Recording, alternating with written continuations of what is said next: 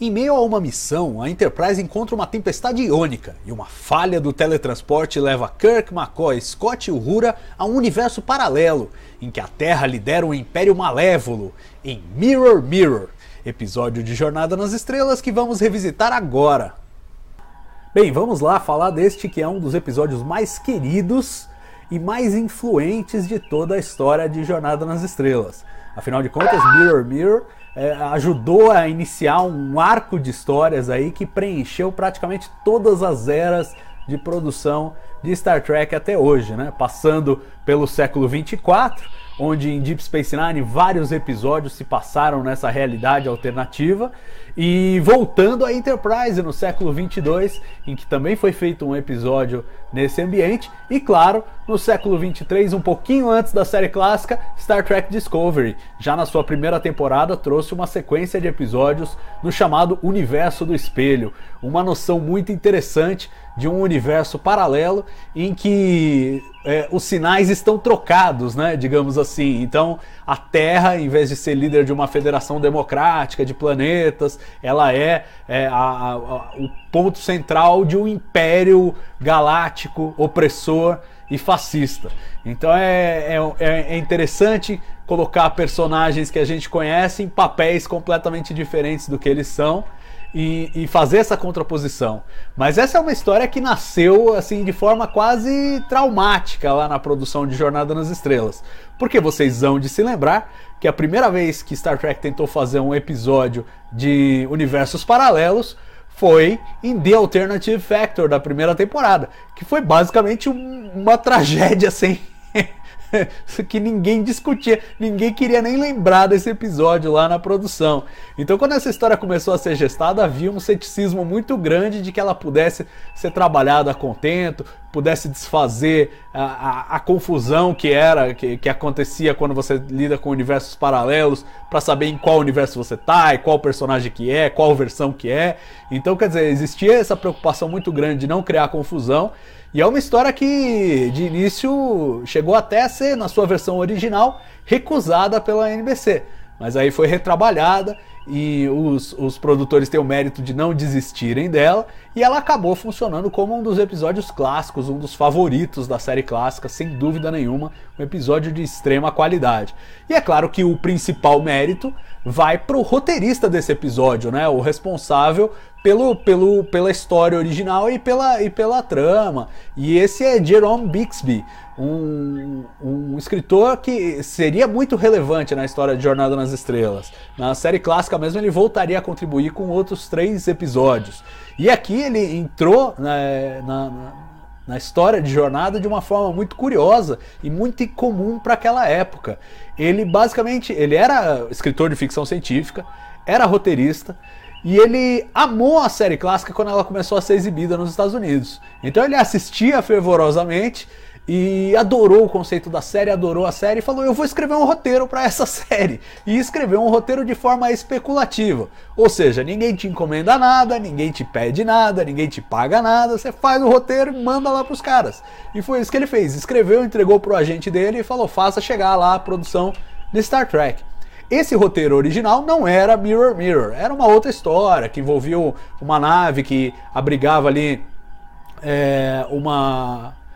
uma nave que tinha gente congelada em criogenia e tal. E como naquela época já o pessoal da primeira temporada estava desenvolvendo uma história parecida, que era Space Seed, eles não pegaram o roteiro do Bixby. Mas o Gene Roddenberry leu o roteiro e falou: poxa, o cara, ele entende a série, ele entende os personagens, esse cara é muito bom, nós precisamos trazê-lo. E aí ele foi chamado a propor novas histórias. E aí nasceu essa ideia de fazer uma história de universo paralelo. Ele propôs a história não era tão radical quanto ela acabou sendo, então não era o Império Terráqueo, não era um mundo do mal, era só uma realidade paralela um pouco diferente. E originalmente só o Capitão Kirk que ia fazer a transição de um universo para o outro. E aí a verdade é que quando essa sinopse produzida foi mandada para a NBC recusou com medo de virar um outro Alternative Factor, né? Um episódio confuso, que a gente não sabe em que universo que tá, qual personagem que é e tal, e não sei o que, melhor não. E aí o que aconteceu foi o seguinte, o Gene Roddenberry pegou e resolveu reescrever a sinopse. Nem mandou para o Jerome Bixby, resolveu ele reescrever a sinopse, até porque ele tinha uma ideia de universo paralelo que remontava lá a proposta original da série de 1964. Era só uma linha ali que ele sugeria a questão de universo paralelo, mas ele já tinha um conceito, então ele falou, não, vou reescrever, vou combinar as ideias do Bixby com as minhas ideias e vou reescrever essa sinopse. E aí sim nasce o conceito de Mirror Mirror como a gente conhece hoje.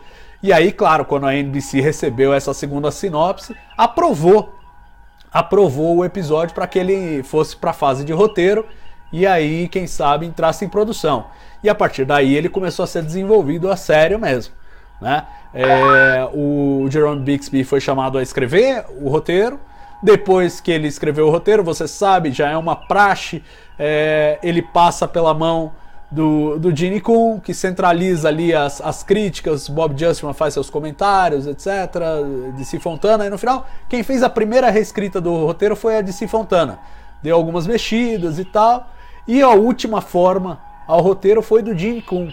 E interessante aí, você há de se lembrar que o Gene Coon já tá ficando estressadinho, né? Uma coisa que aconteceu aí na produção desse episódio é que várias sugestões que o Gene Roddenberry deu para serem incorporadas ao episódio, o Gene Coon simplesmente ignorou e decidiu não incorporar. Então, por exemplo, o Gene Roddenberry queria que o computador da Enterprise no universo do espelho também tivesse voz feminina, para fazer um paralelo com o computador da Enterprise do universo normal.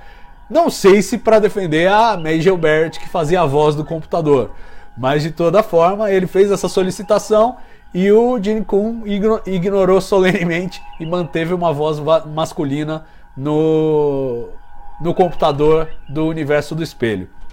Outra sugestão do Gene Roddenberry que foi ignorada foi a questão dos uniformes. Ele falou, olha, melhor os uniformes não serem muito diferentes, porque além de aumentar os custos, tem o fato da gente não conseguir explicar como é que a nossa tripulação vai parar com os uniformes do espelho na hora que ela se materializa na sala de transporte.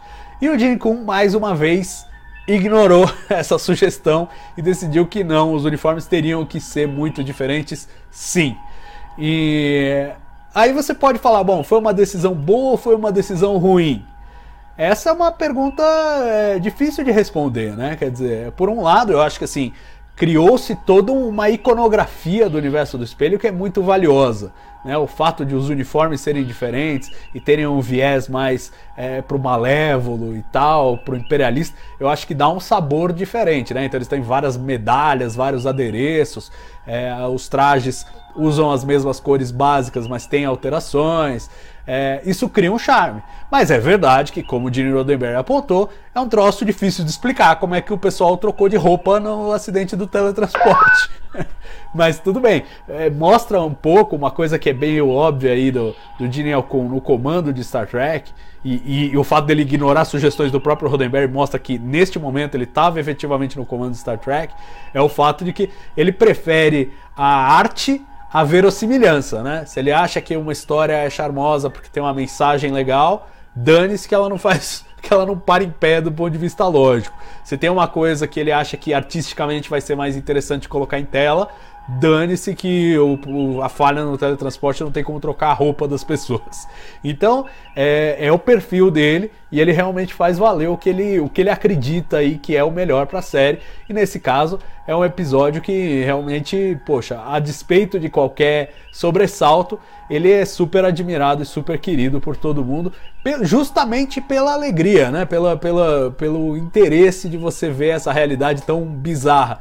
Embora, claro, qualquer um que vá analisar o universo do espelho, não só esse episódio, mas qualquer outro episódio do universo do espelho, vai chegar à conclusão de que é um universo que não tem muita consistência interna, não para em pé. Essa ideia de que você tem que matar as pessoas para subir de posto, obviamente causaria um colapso completo em qualquer estrutura de poder, então não é uma coisa que funcionaria na prática, mas funciona pelo valor de entretenimento, né? A gente assiste ao episódio e acha divertido, e acha legal, e a ideia das cabines da agonia e tal, ícones que acabaram sendo explorados mais pra frente em outros episódios que voltaram ao universo do espelho. Quer dizer, criou-se aí o modelo do que se faz no Universo do Espelho, que é essa coisa histriônica, exagerada e tal.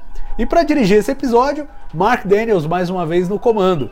E aí nessa cena de luta a gente vê uma das maiores dificuldades do Mark Daniels, que era lidar com filmagens com dublês. Fica muito evidente aí em algumas tomadas, as tomadas de cima ali da enfermaria, que são dublês que estão fazendo a luta, né? Claro que nos closes são os atores, mas ele deixa tempo demais a gente perceber que são dublês. É um estilo do Mark Daniels, normalmente os episódios do Mark Daniels que tem lutas assim, acabam revelando os dublês, mas fora isso, é uma direção, como sempre, muito competente, muito boa. Conseguiu concluir o episódio em 6 dias e meio, mas teve uma cena que ficou pendurada e só pôde ser filmada dias e dias depois da filmagem principal desse episódio. Isso porque a única atriz convidada desse episódio, né, que não fazia parte ali da rotina da série, foi a Bárbara Luna, que interpretou a Marlena Monroe, né, que era a mulher do Capitão Kirk no Universo do Espelho. E essa atriz foi escalada para fazer o papel, começou a filmar, mas aí, num dos dias da produção, ficou doente e não pôde ir. E ficou doente mesmo, ficou mal, ficou várias semanas, tal, convalescendo, se recuperando, etc. Quando ela voltou, eles tiveram que... Aí o figurino dela já não servia mais, porque ela tinha emagrecido por conta da fragilidade de saúde e tal.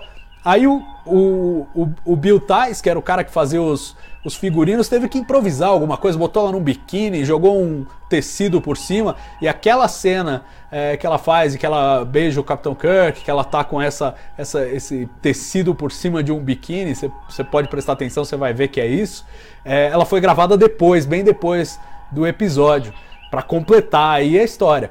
Mas apesar de todas essas atribulações, desse atrasinho e tudo mais, o episódio fechou quase em cima do orçamento. Estourou um pouquinho ali, uns 4, 5 mil dólares, mas estourou de novo, né? Mostrando que mesmo quando há uma disciplina forte ali, é muito difícil manter um episódio de Jornada nas Estrelas no orçamento. Nesse caso, contudo, pela qualidade do episódio e pelo valor de entretenimento que ele traz, somado ao valor histórico que ele tem para a franquia e para a construção de um arco inteiro de histórias, até que foi uma pechincha, né? Acho que ninguém seria capaz de dizer que Mirror Mirror não foi uma boa escolha da parte da produção. E claro, um episódio que de início começou de forma traumática, ninguém queria fazer, porque o universo paralelo é complicado, acabou virando esse grande ícone. E claro, sedimentou a posição do Jerome Bixby como alguém que voltaria a escrever para a Jornada nas Estrelas.